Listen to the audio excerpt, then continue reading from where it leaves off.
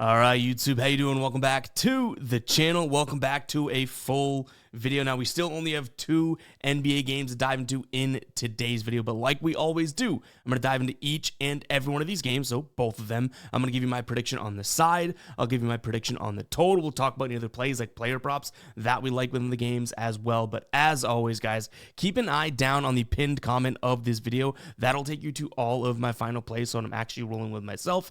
If that does interest you, it's absolutely free down in the pinned comment. All right, YouTube, how you doing? Welcome back to the channel. I tell you guys I'm a dummy all the time. They don't suck. They've just been sucking. Get them down to -3 for more juice than Jose Canseco in his prime. Tell me you're new without telling me you're new. So don't go jumping down my throat in the comments, right? If you want to fade me, or if you do want to ride me, this still leaves a bad taste in my mouth, right? And remember, more chins, more wins. Now, if you saw the MLB video, you know that I am running on 0 hours of sleep, got off a red-eye flight, and, hopefully this video keeps it together and we keep a nice little, and a little flow and smooth flow to the video today. But just FYI, that is the case. But in terms of recapping yesterday, I bring that up because to say yesterday sounds weird because it still seems like it's like today to me, in a sense, even though it's been 24 hours. We go 1-1. We had Derek White over 19.5 points plus assists. He finishes with 21. He had 19 points, 2 assists, a ton of potential assists, and missed 3. So that was a very good look. Michael Porter Jr., on the other hand. Who said that guy was going to have a good game? Because that guy was an absolute idiot. He had 2 points. And this dumb face said that he was going to have a nice little scoring night. Shout out to the Nuggets, though. That was an entertaining game. Both the Celtics, my Celtics, and the Thunder losing heartbreakers like that. We had the Cavs, who we'll talk about today, lose. So these second-round matchups, man, a little bit dicey. But yeah, 1-1 night yesterday. Hopefully we do a little better today. NBA playoffs have been tough, but we're hanging in there, right? And like I said, we got 2 more games to dive into today. So guys, hit that like button, hit that subscribe button. Let's get rocking. We got Cleveland taking on Indiana. We do have some injuries to note here. So Garland and Mobley listed as questionable, as is DeAndre Hunter for Cleveland. So those 3 guys, absolutely massive, right? We would, if you are on the Cleveland side of things, which, spoiler alert, we do think Cleveland bounces back today on our side of things, we want those guys to play, right? Get Darius Garland's, I think, missed either 3, this might be his 4th, right? Straight playoff game. Mobley's now banged up. DeAndre Hunter, a big piece off the bench. That's huge to be missing those guys against an Indiana team that has all of the momentum in the world, behind them. Now, they win that game, and I even saw on McAfee's show, right, on TV, they were talking about how, Indiana's played their games on True TV, NBA TV. It's like all the other teams that are involved in the playoffs right now seem like they're more marketable, and this is like the ugly, duckling, whatever, type team, yet they might behind, sneaky just be like one of these really good teams, and I'm starting to buy into that. So do I think Cleveland bounces back and wins? I do, as long as they're healthy. I think they still are the better team overall. 9 points is a lot. This would probably be something where we maybe massage the number a little bit, maybe look at the second game, add it into something there, and get this down to like 2.5 or something like that, because I do think 9's a lot against an Indiana team that, like I said, has all the momentum in the world. But I don't think Indiana's going to go out there and shoot 53% from 3. They also shot 53% from the floor. They hit, I think it was like 20 or just under 23s. Cleveland shot 24% from 3 and 46% from the floor. They also missed a decent amount of foul shots too, right? So I do think that there's like plenty of things to pick up here and say, okay, well, that was a bad game from Cleveland.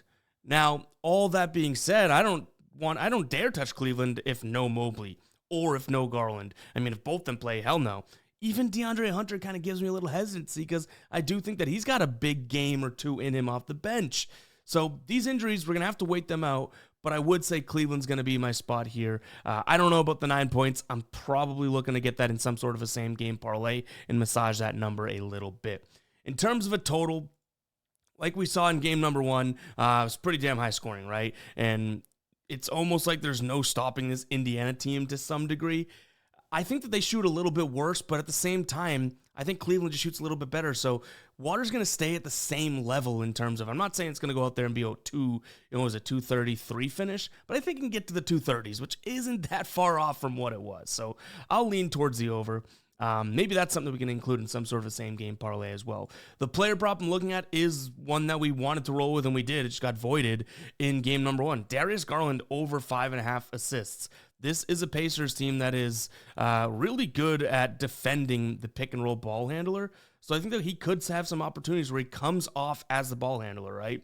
And then he has to look and drop it off to someone else and that type of thing. Now, we've seen Indiana's defense be great on the perimeter all year long, so I'm not necessarily saying that they're going to get a bunch of spot-up opportunities, but if we use that series against the Bucks, and like I already talked about, it didn't really go all that according to plan because they didn't shoot well from 3, but I do think the 3 ball can open up for some guys on this Cavs team because Indiana is starting to really make sure that they clog the paint. If the Cavs made some of their threes last game, we could be talking about an entirely different ball game here. You know what I mean? So I do think that he could get some easy, come off the screens, they all collapse, dish it out, someone's there from the 3. So Darius Garland over 5.5 assists is going to be something that I look at here.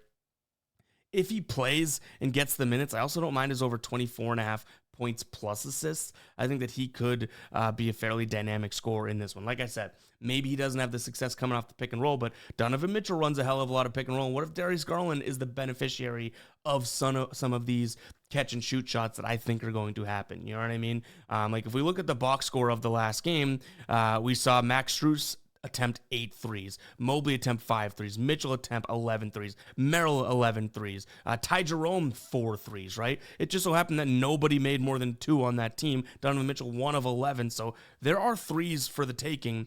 Darius Garland, if he does play again, he's questionable. I do like him to hit a couple of those, be able to dime it up. Points plus assists or assists is something that I'd consider in this one. Now, before we move on to game 1 between Minnesota and this Golden State team, let's talk to you guys about sleeper picks because Jimmy Butler, they got a 0.5 points square for him over on their app right now. Obviously, he's been huge in the kind of building of this team and them hitting their stride and knocking off the 2 seed as a 7 seed. Jimmy Butler just needs 1 point tonight to cash the over. It helps you get an amazing payout because you just add this in to a slip you might already be rolling with, right? But the cool thing is they're right back to their OG offer. 100% of your first deposit matched up to $100. Literally $300 if you guys want it. It's really, really cool. If you have not checked out Sleeper, you're going to have a lot of fun on it. If you like player props, they have what seems like more lines than all the other apps out there. And like I brag about, I love the fact that each and every play that you throw in there has its own unique dynamic multiplier. So they don't just follow a fixed payout structure like a lot of the apps out there. So check it out, guys. That link will be down below in the description as well as the pinned comment, or use code GUYBOSTON. Let's dive into this game number 2 of the night. Minnesota taking on Golden State. This should be a good one. We've seen a lot of talk about it. There's old clips of Ant coming out saying he wants to get Golden State in the NBA, in the playoffs and all this. Now we have it, right? I would say that this Minnesota team, even though Golden State looked very good against Houston, and Houston was a good defense, and 7 seed beats a 2 seed, all that stuff, right? I would say this Minnesota team proved a lot to what should have been a lot of people when they beat the Lakers, because though the Lakers still had fundamental issues and whatnot, there was the whole cloud of, oh, well, they have LeBron, they have Luka, JJ Redick being the coach, and Minnesota said, hey, screw that, we'll beat them in 5. You know what I mean? Like, they won, 2 of 3 games on the road. So, yeah, I would say that this is a Minnesota team that, being the home team, there's a chance, and I don't think that this is the case, but I'm going to throw it in there, there's a chance that Golden State is so pumped that they just won as a 7 seed that maybe they come into this one a little bit flat. I do worry that Minnesota hasn't played in like a week, but overall, I think this is a low-scoring Minnesota win. Can we get to that, -7? Potentially, but even if we like the Cavs and Minnesota, maybe there's some sort of, sleazy little parlay there, slimy parlay. So I like the under as well as Minnesota because I do think that this Golden State team, at the very least, should play good defense. And might as well just jump right into the player prop that I'm liking this one. And I think a lot of people are going to hate it. So I'll sound the psycho alert alarm. I got 2. But we're going to start with the one that people probably don't like. Anthony Edwards, under 29.5 points. Wanted to go 28, but he's finished at 29 a decent amount of times. So I'm paying the extra, I believe it was like extra 16 cents to get him to 29.5. You want 28, you want to take the over, you want to fade, whatever. You do you. That is what I'm doing now. If we look at him against this Golden State team, this season, 30, 27, 19, 28. 27, 19, 28, all being the most recent ones. he hits the three ball a decent amount against them, but they do play some good defense. And we even saw, in that series against Houston, Jalen Green, the guy that is sort of what I would throw in as the Anthony Edwards comp, have a really bad series, right? So I like the idea of Golden State being able to put a lot of pressure on Anthony Edwards and make him pass the ball. I almost wanted to pivot to, a over 5.5 assists because he's not going to get all the open looks. The problem is this dude will still shoot if he's covered. So I stuck away from the assists and just took his under in points. Yes, I'll sound it again. The psycho alert alarm. Anthony Edwards under 29.5 points. I just really think that this Golden State defense is going to step up, win or lose. The next one that we look at, and he's got some decent history against this Golden State team, Dante DiVincenzo. I like his over 10.5 points. You can get that right now for -110. Last 2 games against this Golden State team, 19 and 28 points. Now, I will say that he was playing a lot of minutes then, in those 2 games, 26 and 39 minutes. But if we take a peek at the playoffs, it's not like he hasn't been playing the many minutes. 25, 16, okay. But then he goes 31, 29, 32. If we look at him on the season, so if we just do, all games that we have in the wheelhouse, right? And we say, okay, well, what happens when he plays 25 plus minutes and he has a 10.5 point line? Would you look at that? He hits the over in 63.6%. Say he plays 30 plus minutes. He's hit it in 71.4%. So if we have minutes from DiVincenzo, I like this spot, especially throwing the fact that it kind of correlates to what I would consider a spot in which they're really going to rush Ant, and maybe Dante DiVincenzo ends up with some, outside spot up type shots as well, right? So yeah, quick one there going through that game, but we like Minnesota. 7's a little much, but I do think Minnesota is just built really, really well right now. I don't mind the under, though. I think that this is going to be a spot in which Golden State can kind of slow him down.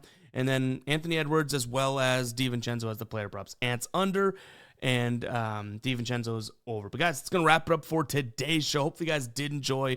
If you did, go ahead, hit that like button, hit that subscribe button. Catch you guys in the next one, all right? Peace out.